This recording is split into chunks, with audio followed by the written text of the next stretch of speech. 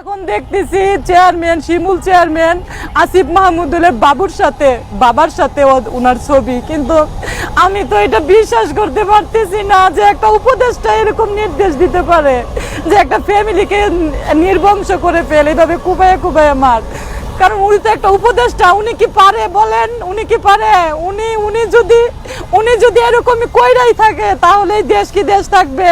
আমি যে উপদেষ্টার নামটা যে আমার মুখটা নিছি এর জন্য পর্যন্ত আমাকে ফোন দিয়া হুমকি দিছে, এই তুই উপদেষ্টার নাম কেন নেস? তোকে যদি পায় 10 কোটি টাকা লাগলো তোকে মাইরা ফেলবে।